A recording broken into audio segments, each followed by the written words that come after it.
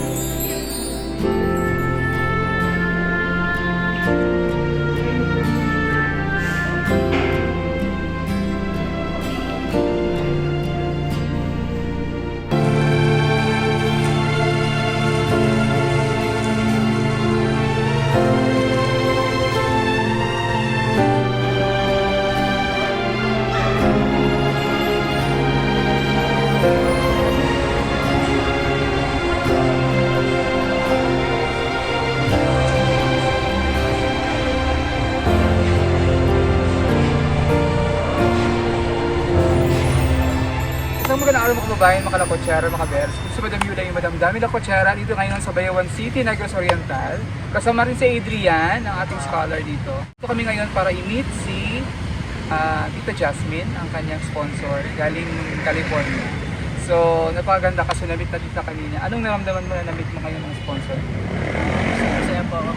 Ano yung unang impression mo kay Tita Jasmine nung nakita mo? Mabait po siya. Mabait, sobrang bait.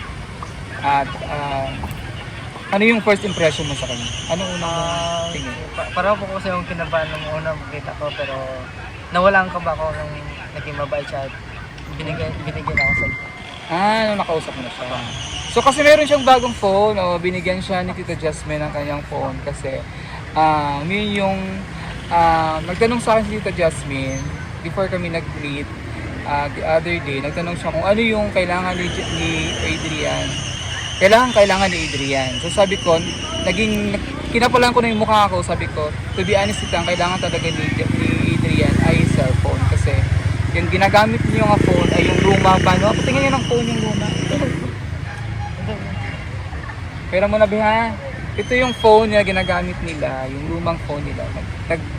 Naghiraman lang sila ng kanyang mama, si Ivy. So, ngayon, every time nanghingi kami ng kanyang update sa kanyang grades, gamit nila yung cellphone nilang luma.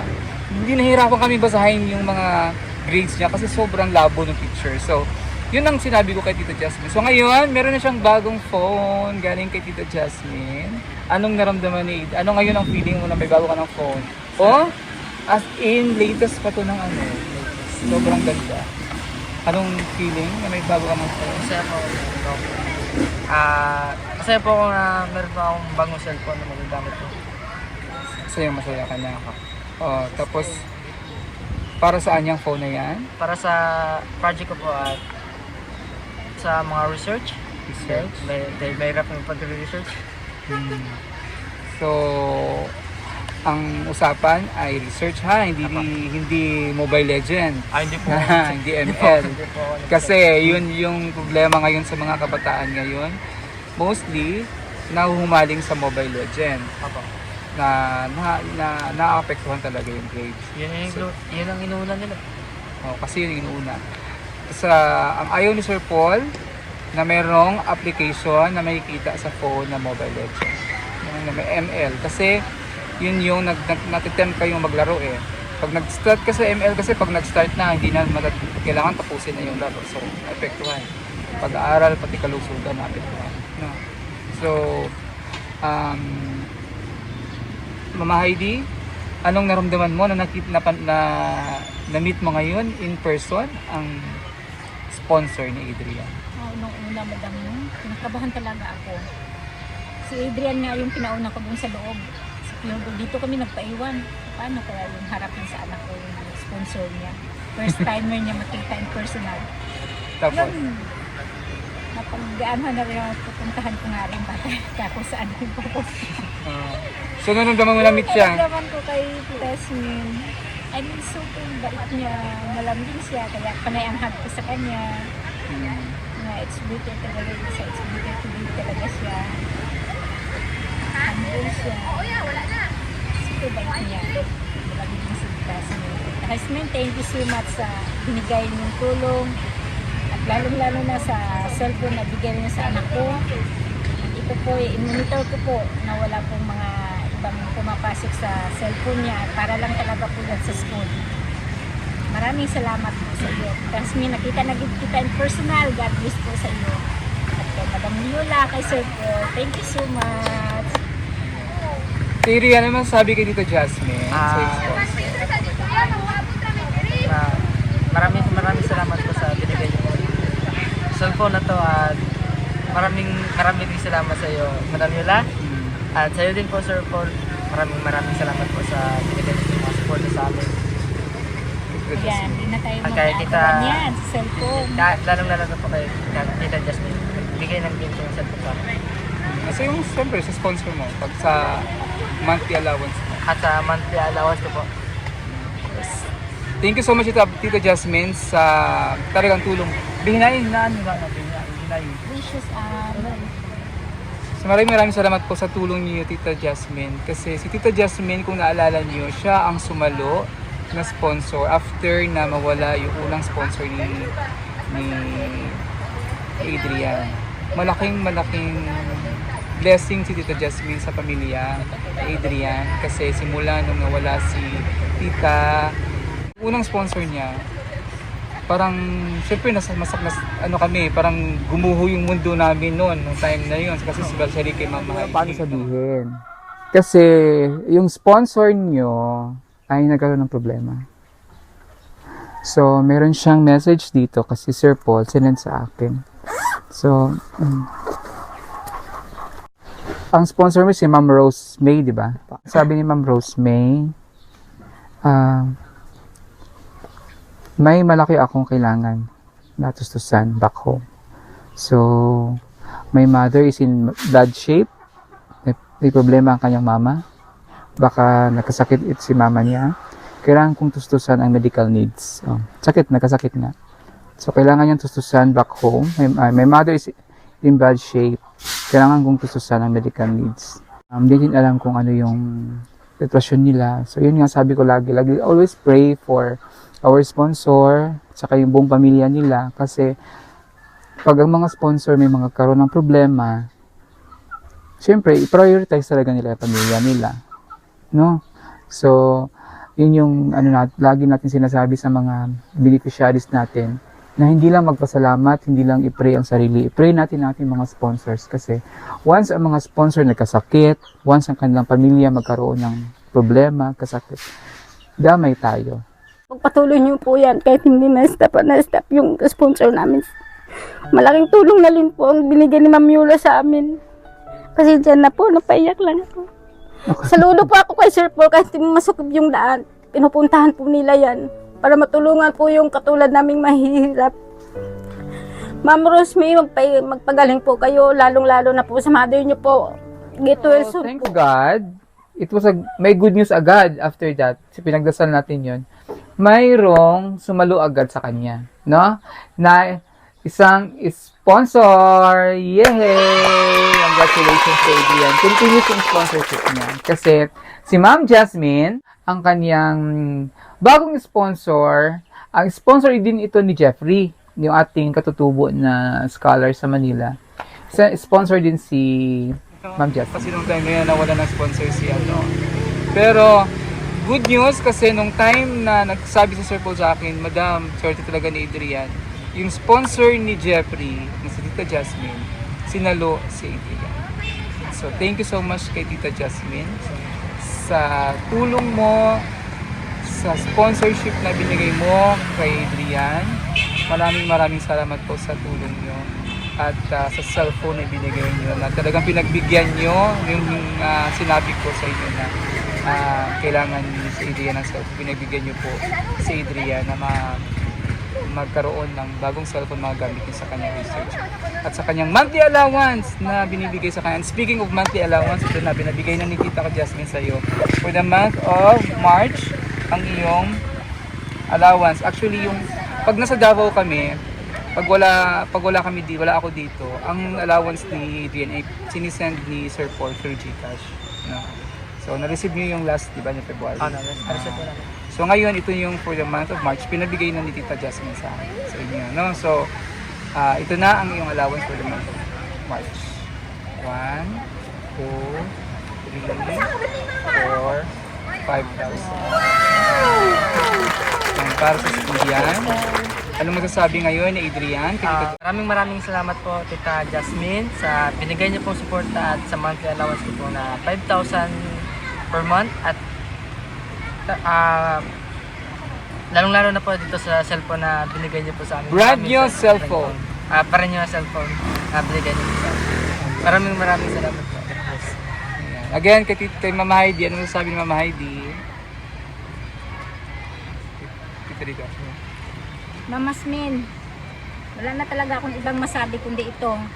Thank you sa monthly allowance na 5K at sa new phone na binigay nyo sa anak ko. Maraming salamat dito, Tita Jasmine. Malaking tulong na po ito para sa akin. Kaya para sa anak ko. Gagamitin na niya ito para sa school. Thank you po. Ayan. Ulitin natin ha, para sa school ha. Ulitin natin para sa school. Ha? Kasi next time na bibisita ako, ayoko may makita ako sa phone na mayroong mga apps na Mobile Legend. Ano ba yung mga apps na mga laro niyan? Mga online games. Online games. Ayoko na makita may mga apps dito ha, na iba. Ha? Tapos yung grades, kailangan pag nag-send ng grades, malinaw na kasi maganda na yung phone, malinaw na yung picture ha. Tapos yung challenge natin kanina na pag-usapan natin, challenge ko sa iyo, kagaya kay Jeffoy, diba? Yung grades ni Jeffoy, nakita mo yung grades ni Jeffoy. Maganda yung grades ni Jeffoy, college niya. So dapat challenge sa yun. Hindi ka namin pinipressure, pero china-challenge ka namin. Na kung ano yung grades meron ka ngayon, maganda naman yung grades mo anong meron ngayon. Kaya mo pa yung taasan. No? Kung kaya mo pa yung taasan, regalo mo yun kay Tita Jasmine. No? Tulong na binigay niya sa'yo, hindi biro ang magbigay sa'yo ng allowance monthly. Magtumulong sa inyo every month. Hindi biro yun. Kaya pasalamatan natin siya sa pamamagitan ng magandang grades. No? Kaya mo yun? Ha? Tapos, huwag na masyadong mahihain ha? Kasi medyo mahihain talaga to. Yung boss ito, kailangan i-modulate ko muna para lumakas. Ha? So yan, thank you so much kay Tita Jasmine of California sa kanyang nabaking tulong para kay Adrian. Andun pa sila sa kabila. Ayan, paalis na rin sila. Hindi natin pinapakita ang mukha ni Tita Jasmine for ayaw niya makita sa video para i-respect natin yun as a sponsor. So maraming salamat. Paalis na sila. Paano naman sila Sa iyo rin, Sir Paul. Maraming salamat. Kaya yung kotse na yun. So nasa loob na si Tita Jasmine. So thank you so much Tita Jasmine at I hope you enjoyed staying here in Bayawan. Nasa Bayawan City kami ngayon. Kay Sir Paul, nang una nakakita unang nag-vlog na dahil kay Sir Paul na mag-vlog si Adrian ay na-meet natin ang sponsor ni Adrian na si Tita Jasmine. At ang una pang sponsor, maraming salamat po din po sa una niyang sponsor. Kasi hindi mahirap, nagkaroon lang ng problema si una niyang sponsor sa family. So kailangan i-prioritize niya ang kanyang pamilya. So at by God's blessing, sumalo si Tita Jasmine. Thank you so much. Maraming pasalamat po kay Tita Jasmine. Ayan, so ano ngayon ang plano niyo after kailan ang closing niyo? March 21. March- 30 March 30. March 30 pa rin. So hindi malapit na ang exam. Apa. Na? So mag-aral mabuti. 19. Dapat pag-igihan. Kumusta ang manukan? Walang Ang mga itlog? isang Nakaisang Harvest. na-harvest naman sila ng 1 tray sa isang araw. I-treasure niyo yung tulog talaga. Kasi maganda din yan. Tinulungan sila ng livelihood saan niyo barangay yan? Sa barangay? Sa city. Livelihood sa city of Bayawan. Binigyan sila ng livelihood ang manukan. So yung mga egg. Again, to grades, ha? Ang grades natin. Huwag mong kalimutan, isend ang grades after the exam. Tapos yung sabi kanina ni Tita, kagaya ng sa military, sabi nila, status update. Kasi si Tita is nasa military si Tita. Retired, siya, US military. As nurse, tapos sundalo. Na sabi niya, status update. Kahit wala dong achievement, kahit walang basta merong status update. Kagaya ng mga sundalo. Sorry nyo, gayon din. May status update din tayo. Dapat kailangan every month meron tayong status update. Kahit hindi exam, kung may mga achievement man sa klase, may achievement man sa ginagawa man sa school, kailangan may update kayo. No? Para masend ko rin kay Tita, update kung ano nangyari sa'yo. Tulad ng ginawa mo rin, nag-send ka sa akin ng picture na may ginagawa ka. apa. Ayun, ganun ha. Para masend ko kay Tita, para malaman din ni Tita na ang ginagawa mo sa school, nag-aaral ka ng mabuti. Mahide ha, remind mo always si Ray Adrian. Alam ko namang hindi mo rin siya pinababayaan. Remind mo, lalo na sa pag-aaral mo. No? So, mag-aral mabuti. Make us proud, make your mama proud, make the Jasmine proud, and make the PB team proud. Okay? Yeah, thank you so much po. Maraming salamat din sa aking cameraman ngayon. Yes, Aying ang hawak na ating camera. Thank you so much din po sa kay Sir Paul at sa buong PB team. At sa inyong pamilya, sa kwento ninyo mag-ina. Thank you so much. Naging inspirasyon kayo sa iba na kahit gano'ng kahirap ang buhay, may pag-asa. Yes. There's always hope. No? Basta magkalimutan magpagdasal, magpasalamat sa Diyos. Okay? Huwag kalimutan ng Diyos kasi siya may bigay lahat ng ito. Okay? Ay, alam mo naman siguro, magpasagdata rin kanina, di ba? Laging-lagi sa puso. Basta yung Salamat din ako, madam, kung isa po sir, nabunot kahapon sa raffles sa grocery items na 1K. Nanalo po ako. swerte ha, Gabi. Hindi yung swerte, blessings talaga sa iyo yun, para sa iyo. Nabunot yung pangalan ko. Kako, nasa labas yung pangalan ko. Ba't ano ang dyan? So, anong grocery yun? Anong Muabil ka 600 items sa kanila. Tapos Tindahan? Oo, sa tindahan. Ang grocery ba niya? Makaabil ka sa 600. Makaapil ka sa promo nga 1K nga grocery. Ayun. Isa ako doon sa nabunod. Pinansya kayo? Yan siya kayo. Paldong-paldo. Ayan, thank you. Thank you din kita na Jasmine sa pasalubong. Ayan, thank you so much sa pasalubong kita Jasmine. May chocolate Tita din Jasmine, naman. thank you so much. Maraming salamat po dito, Tita Sa mga Jasmine. chocolates, yan. Thank Personal po binigay niyo po sa atin. At ito pong Thank you. mga tinapay. At mga tinapay. Tita Bigyan din kami Jasmine. tinapay. Lalong-lalo na po kay Sir Paul. Sir Paul, God bless po sa'yo. Namimiss ka na namin pumunta dito sa Negros. God bless. So ayan, sa ngalan po ni Pugong Bihero at sa mga kasamahan sa Pugong Bihero team, isang magandang araw po sa ating lahat. Bye-bye. Bye-bye po. Bye. Tita Jasmine, Maraming thank you. salamat po.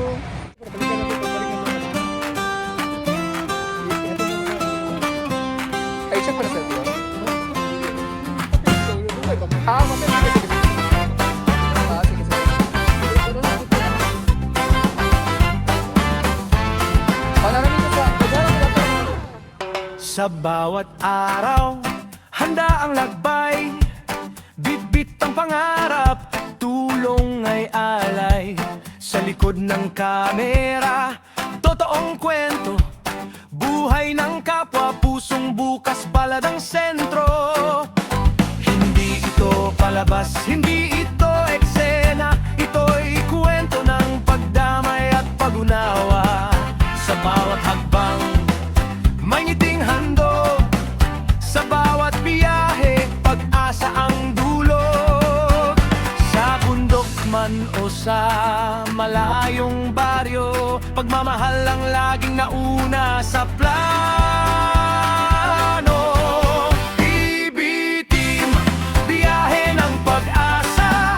Sa bawat daan, puso'y nagkakaisa. Tulong-tulong, walang kapalit, pagmamahal ang tunay na balik. PB Team, lakbay ng tunay sa simpleng gawawa. PB Team, tuloy ang lakbay hanggang dulo. Sama-samang lalaban sa buhay. Sa hirap at saya, magkakasama. PB Team, kwento ng pag-asa ng bayan. Sa bawat biyahe, sa bawat ngiti, pag-asa'y patuloy na sumisibol muli. Uy, kasi ito.